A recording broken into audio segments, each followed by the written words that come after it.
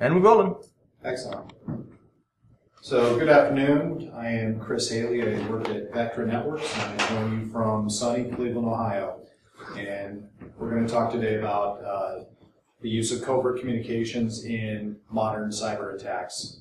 So, I guess first and foremost, what we're going to talk about just is the fundamental hidden communications that exist within the full construct of an attack, and both.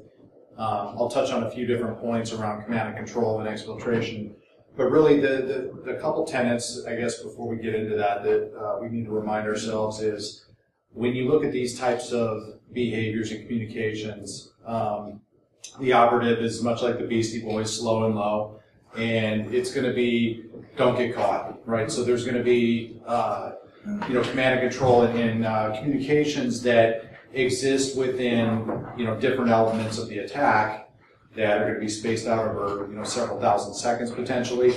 I mentioned before that these types of channels are used for command and control and also exfiltration or the siphoning of data out of the environment. The other thing we have to acknowledge too is that when we look at attackers, we look at some of these nation-state entities. They're not morons. They're actually pretty smart people, and they're going to do their best to conceal their identity and hide and not get caught. So that's really the few tenets that we're going to talk about relative to hidden communications. So when we look at the phases of a cyber attack, many of you have heard of, or at least read about and studied in detail around kill chain theory and some of the models that exist. Probably most common is the Lockheed approach. And really, there's a few elements when you're looking at behavior, and that's what Vectra does. That's kind of the approach that we take with cybersecurity is around behavior within a network.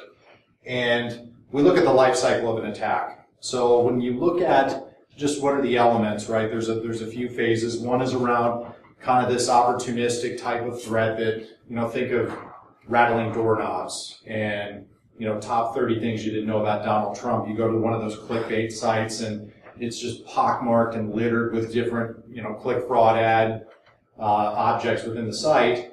You may get infected with some type of Bitcoin mining or a paper install type of, piece of code. But the ones that are most concerning is around these targeted threats and the types of threats that usually result in a couple things. One, I'm going to identify and profile your organization. So I have the desire to break into your company or your organization, and really the goal is to establish that position on the inside of the network. Now, I can take advantage of Nancy in accounting, send her a spear phishing email, and know that with a high degree of probability she may open it up. I may do the old tried and true method of throwing some USB keys in the parking lot and see what the pickup rate is. But nonetheless, we know that there's going to be a position established on the inside. And then ultimately, once I have gained that position, we're going to follow this phase of events, typically including a reconnaissance type of pattern on the inside. I'm going to map out the network, find out where the high-value data lives, how to get to that data, how to escalate privilege to a system that does have access to it or credentials that have access to it. And then ultimately, how do I get it and acquire it and then siphon it out of the network? So that's really the approach that my company takes in terms of evaluating the phases of an attack, especially once you're on the inside of a network. So let me just build this out. But really the purpose of this conversation and this talk is around the hidden communications. So when we look at command and control, custom command and control, RATs, for example, what are some of the techniques that modern cyber attacks contain? So let's talk a little bit about CNC servers to begin with. The one thing we can be sure of is that the smart guys, the smart attackers out there, they're not going to recycle and reuse the same identities behind their command and control infrastructure. What they'll do is they'll rotate domains on a very frequent basis. So you'll have, if you do a whois on one of their domains, you'll see that it was registered 8 hours ago, which is a little bit sketchy. You'll see that it has no alphanumeric sequence within the actual domain name that can be pronounced in any language in the world, right? So those are a few just obvious indicators that it's a little bit dicey. So we'll see domain generation algorithms. We'll also see the use of tunnels, right? So protocols like DNS that have some tunneling elements within them. Also, too, the legitimate use of, what I guess a corporate environment might consider as acceptable use. Gmail, for example, Google Drive, Dropbox. And then ultimately, too, when we look at these artifacts, right, and the reuse of just domains and IP spaces and other elements of identity, that increases the chances of getting caught. So these folks aren't going to do that. What we like to do at Vectra is we evaluate on behavior. We don't look at signatures. We don't look at and accept things at face value. Okay, it's it is what it is. No, it's around behavior. And when you look at some of the artifacts and contents within a behavioral sequence, we look at things that can change, such as IP address, such as URL, protocol, and so forth. But fundamentally, the underlying behavior does not, especially when we're looking at things like command and control, when we're looking at things like exfiltration. So you can disguise something 100 different ways, but on the wire, it's going to be very truthful, and we're going to see that behavior. The other thing, too, that we also do at my company is that our source of truth are network-based packets. We're not looking at system logs. We're not looking at flows. We're actually evaluating the full construct of the packet.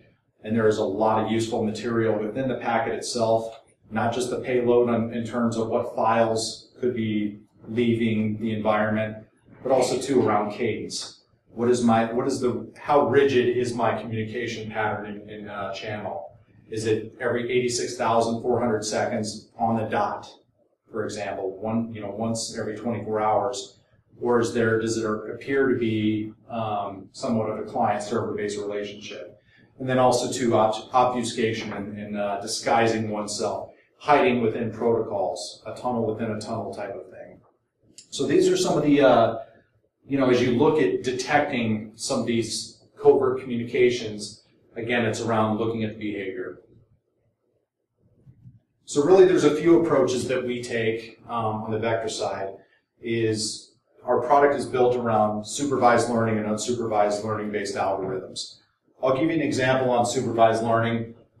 It's really a concept around analysis of prior samples of malware, or prior samples of data to build and construct a model, right? So one of the examples of one of the algorithms we use is around a Tor browser. So if we saw a Tor browser at University of Louisville versus one at JP Morgan Chase, they're pretty much going to be the exact same thing, right? So that would be an example of what we would consider supervised learning.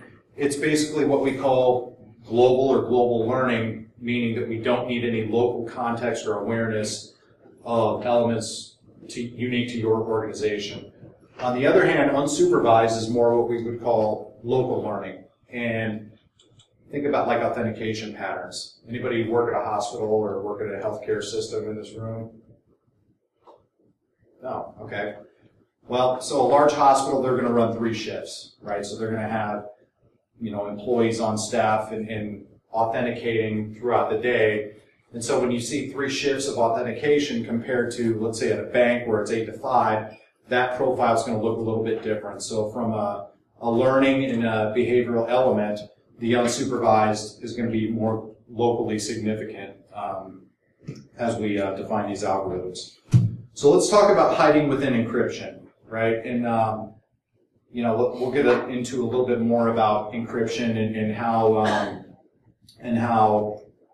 I guess this is kind of a problem space today in terms of visibility. So there's a study out there from Sandvine that suggests, anybody read this article or at least familiar with it?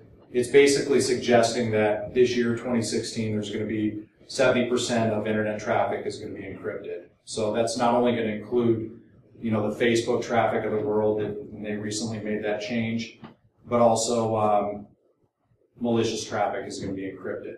And that kind of gives the attacker a little bit of an edge in terms of concealing what exactly they're doing within the payload. The good news is there's still some evidence within the packet headers that give us an indication of malicious behavior. And then also too, just the whole concept around decryption, SSL offload. And when you look around, and as I talk to my customers, that's one of these top of mind projects and ideas is, I have so much encrypted traffic, I don't have any visibility. Now I need to start thinking about some type of project in that space. And then also too, when you're looking at, just encryption in a hiding place for attackers, there's a few elements around just the actual session itself. If you think about a normal client-server session, usually the commands originate from the client side. They're the ones commanding the server's responding to the commands, and you can see directionality as it relates to that session. Within an SSL session, that still is very true. So you can see directionality even in spite of encryption. So just a couple quick questions, guys and gals, is so number one, do you decrypt network traffic for security inspection today? Show of hands. Yes, all traffic is decrypted. One. Some traffic is selectively decrypted by policy. No traffic is decrypted. I'm not today, but I'm planning in the future. Okay, so that kind of gives us an idea that, one individual out of about 30 here is actually decrypting traffic. Sir, if you don't mind, what industry are you in? Banking. Banking, okay, that would make sense. And is that something that you guys are doing proactively, or is it based off of policy? It's policy. Okay, gotcha. So the point, I guess, when you look also too at the individual session or at the individual, component, right? This is a quote, obviously, from Sherlock Holmes. While the individual man is an insoluble puzzle, in the aggregate, he becomes a mathematical certainty. And so when you look at the math and the statistics around behavior, you can put together patterns, even within, encryption. So if you take a data science-based approach, some of the models reveal some very predictable things, such as cadence. Is the cadence and the communication pattern between a client server very rigid and predictable? So that's one element. The second thing is around directionality and who's in control of the session. If it appears to be remotely controlled from the outside coming in, that's another very good indication that there's suspect behavior. The third is around automation versus human-driven types of sessions. Automation is it can stick out like a sore thumb. If it's a very rigid set of instructions coming back and forth, the exact same byte sequence is prevalent on the wire and within the cadence itself, that becomes a very predictable indication of the type of an encrypted malicious behavior. So those are the types of things that we would look at within these patterns, right? Command and control instructions. What am I? I'm remotely controlling an offending machine, or I'm an offending party remotely controlling a machine that I have a position on. I have an encrypted tunnel in between that. So I'm firing down instructions on what I want this individual to do next. Remote access, for example, and then also maybe it's a dropper that's encrypted and I'm firing down malware updates. So that's really one element around encryption. The next thing is around hidden tunnels, right? So if we look at our friend Warden Norton, he discovers that Andy Dufresne had dug his way out of Shawshank. For all intents and purposes, it was a hidden tunnel. So what are hidden tunnels, right? When we look at techniques used by attackers, it's basically an embedded tunnel within an accepted protocol. What are the common ones used? DNS, right? HTTP, SSL. So when you look at what are the types of things that folks would use within a hidden tunnel, again, it goes into command and control, the instructions, right? So I want to make sure that traffic is allowed out through the perimeter firewall. So therefore, I'm going to use a protocol that everybody allows out, DNS, and I'm going to bury my control instructions within the actual name of the DNS text field, for example. The other thing that it's used for is exfiltration. So if I wanted to just piecemeal data out of the environment, that would be another use case behind that hidden tunnel. So I just touched on this a little bit. Hidden messages, data embedded within the DNS text field. At this point in time within the RFC, I think it's 255 characters is allowed in the text field. If we're just blindly allowing DNS out, then, is there a signature that can really identify those patterns, right? If it's going to be, kind of a moving target. And then also, too, it requires some intelligence around the pattern. So let me just, I'll pull up a little demo here for a second. Let me end the show. And let me open up Wireshark. I'll go ahead and start.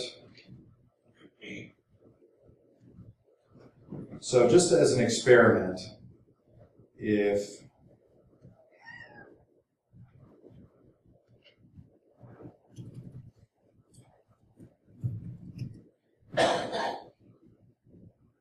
you guys see that, or should I make it a little bigger here?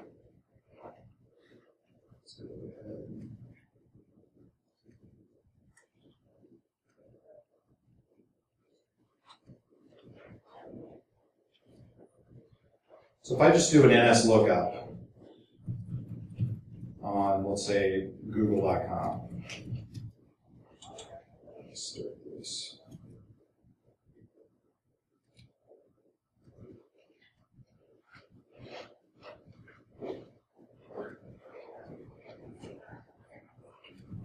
Make sure this is good.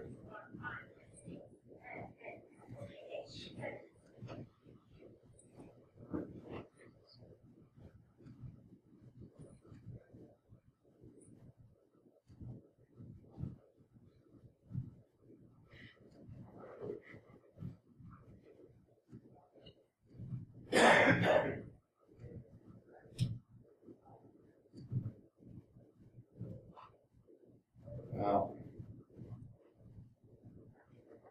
Let me try a different document. Let me just open up a file I saved offline. Let me give you an example of this.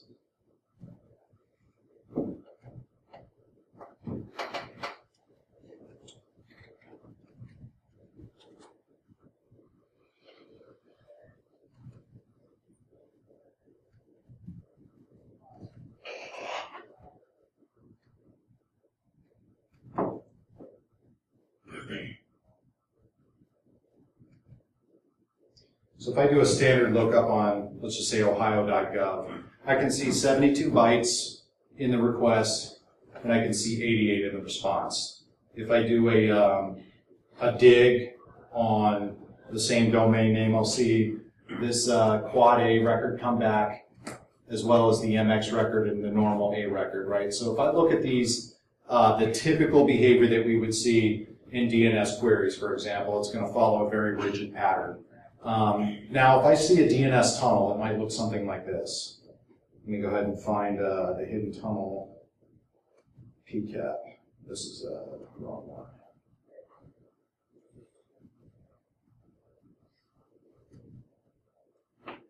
This is a little unusual. So I see a query for this actual domain name. And if I go to the bottom, I can see that the length is 252 characters, which is 3 short of the max, according to the RFC.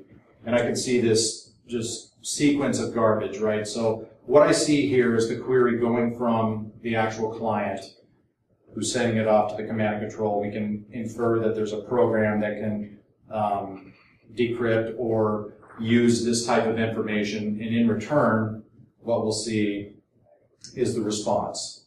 So my query now is all of a sudden 312 bytes. It's not normal like a 10 character or fewer type of domain. It's much larger, and then in my response, I can see, here's my query, here's a response, 328 bytes. So the behavior looks a lot different. And you can infer just based off of the text field within the DNS query that it's command and control or exfil type of behavior.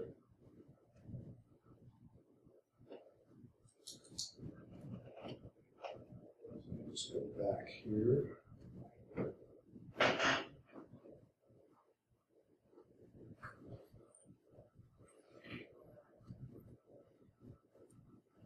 So the other, so HTTP is also another example where we see this tunneling type of behavior. We see it in optional fields within HTTP headers. The referrer field is a good example of that, where there's not a mandate to actually use any of those headers, but malicious behavior, they do stuff commands into those headers for the purposes of command control or exfil types of patterns. Difficult to detect if you're using just rudimentary security methods. We also have we publish a report every 6 months, and it's basically a survey of our existing customers. We allow our customers to opt in and basically share metadata of detections that have occurred within their networks. And really, this is what we've seen relative to hidden tunnels, right? So we saw approximately a 50% command and control and exfiltration within SSL and HTTP. Or within HTTP, we saw mostly exfiltration, we saw some command and control, and then with DNS, we saw all command and control. So this is kind of an interesting, sample set. I'm interested to see how that shapes out, the year end and see kind of where this lands. But ultimately, these are types of tunnels that we do detect on. The other thing is hiding within allowed applications. I guess any Walking Dead fans in the room? Yeah, so we all know how what this model looks like, right? You cover yourself with zombie guts and you can kind of navigate amongst, the allowed dead members. So one of the use cases around this is things like OneDrive, Dropbox, Gmail, and what appear to be legitimate applications that are permitted by an organizational security policy.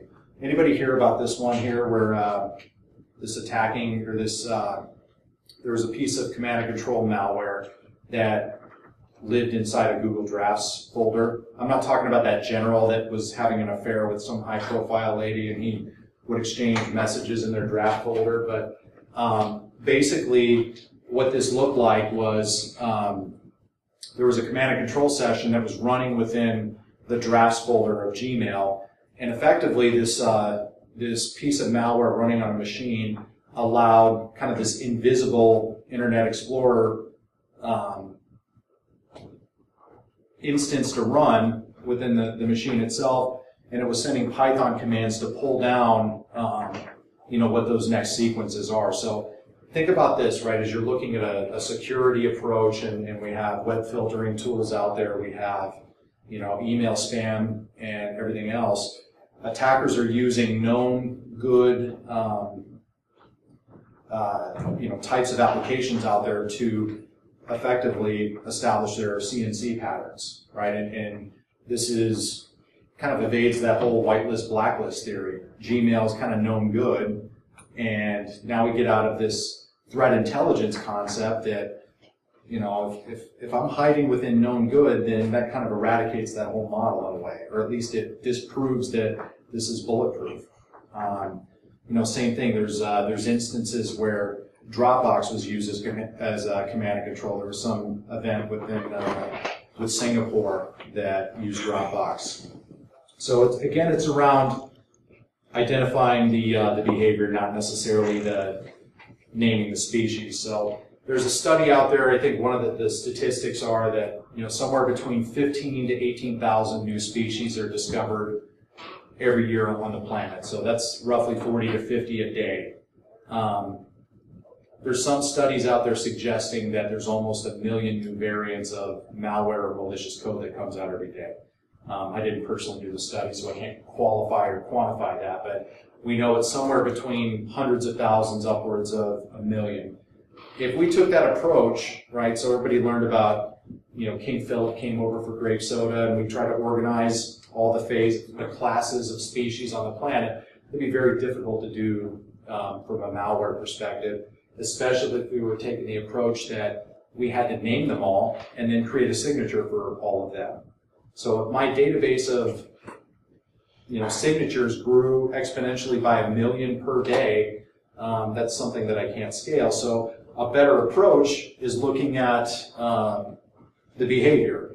Now, if I'm an attacker, or if I'm one of these guys in one of these software factories up in the Ukraine, for example, and my job is to write code and create hashes to basically evade threat intelligence feeds, and I sell that to other people, the behavior is going to look the same, but even though the hash is different. So that's really the approach that we take. And again, when we're looking at what's actually happening, you take into account this Gmail command and control drafts folder type of situation. There's some very useful things that we can see behaviorally, rather than just trust that, okay, I have an infected, or I have a host that's going to Gmail, therefore it must be legit. So it's a matter of looking beyond the actual names and nouns of the activity and looking at the verbs.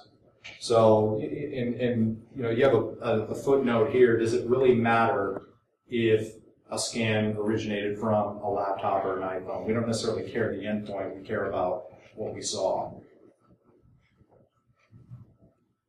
So again, we saw, and then just to kind of capitalize on this, what we saw is this type of pulling instructions, and this is an actual algorithm and detection that we do fire. It's based on, command and control, sending down commands, and then the infected host basically saying what's happening next. It's a very sequential and rigid set of instructions. I'm sorry, quick interruption. Is there a Dave Whitsey? Dave? Okay, thanks.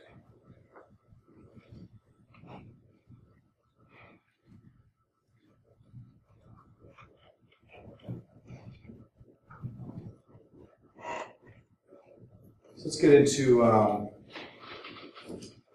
I didn't put this slide together, but I'll ask the question anyway.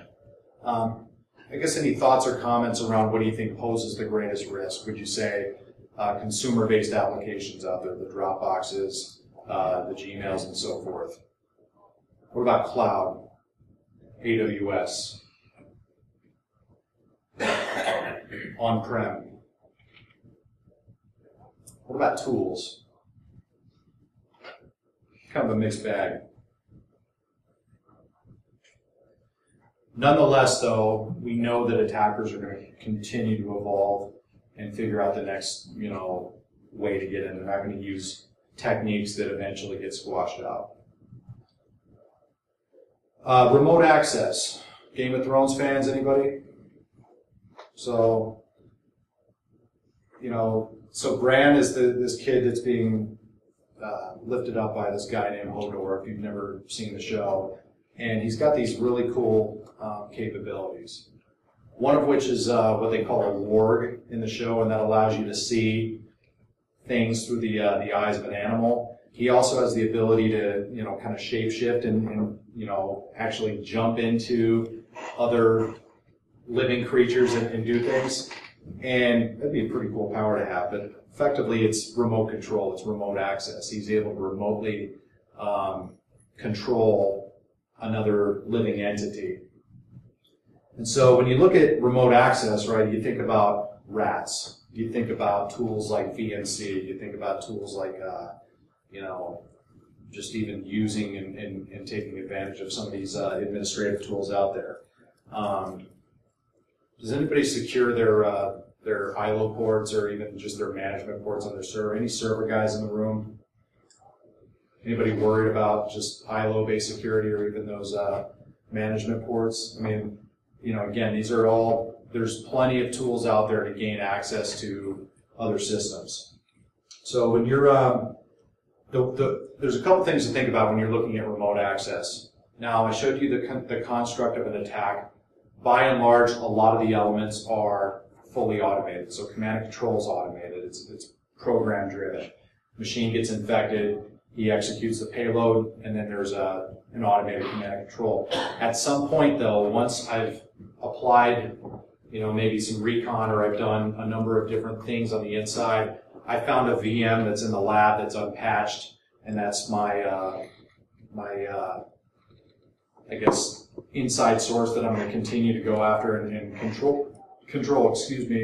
Eventually, there's going to be a shift from automation to human hands on a keyboard, where the actual precision of hacking and acquiring data shifts from that automation to that human being.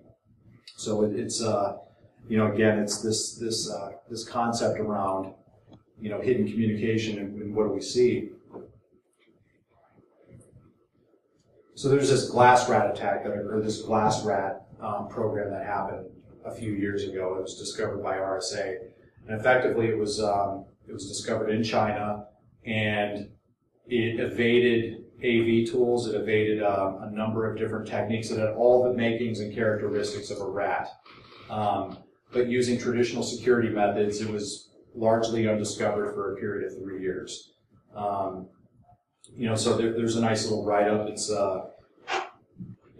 probably a 20-page document that is on the RSA website. But effectively, what they did is they stole a cert that was used by a legitimate, entity, a valid certificate, and then they disposed of it once they established their, the actual dropper on the endpoint, and it went largely undetected. So again, it's one of those things that you have to look at what types of technologies evade signatures and can still execute their purpose. What about the service being from China? You said valid Chinese company. That's really like that. Say that one more time? You said legitimate Chinese software company. Is that something you should just look at from the start? Like my bank looks at transactions and says, I'm going to disallow transactions in states that you don't live in unless you come here traveling there.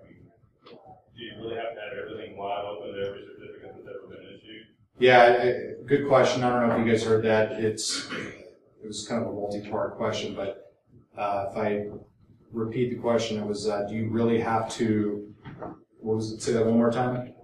Your previous slide said valid Chinese software company. I just kind of thought that was a joke in and of itself. Kind of, yes. So, should you look at where you even allow certs in from the start to legitimate business partners of some sort? Yeah, I think that's a fair statement.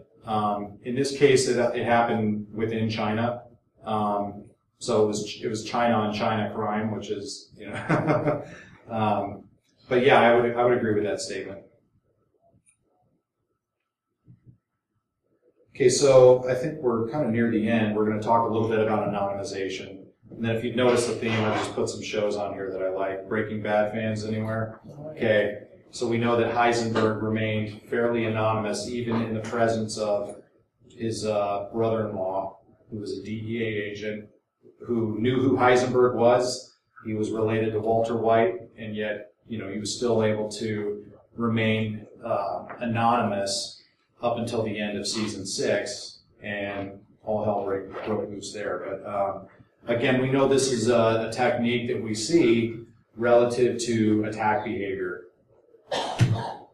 So one of the common techniques is the use of Tor and peer-to-peer, and that's really to disguise your true source and disguise, and obfuscate where you originate from. So you may use this type of channel to, conceal your identity. And it's something that there's encryption involved, there's customization involved by the attacking entities, and there's really not it's an evolving and ever-changing type of network, so it's hard to get in front of. Now, there are things that you can see and readily identify from a pattern perspective. So, Tor browsers are pretty easy to identify.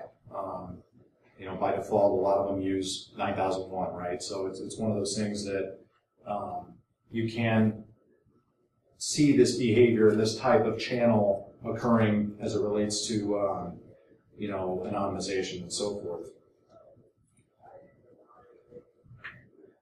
The other thing too is when you look at traffic bouncing around on the inside, so we have a detection called stage transfer hop 1 and 2, and that's basically, you know, concealing where traffic is originating or is bouncing through, and basically what we're looking for is a way out. So if you see this type of pattern on the inside, I've captured and acquired high-value data, and my goal is to get it outside of the network. You may see some of this staging and some of this transfer between hosts in order to exfiltrate this type of data.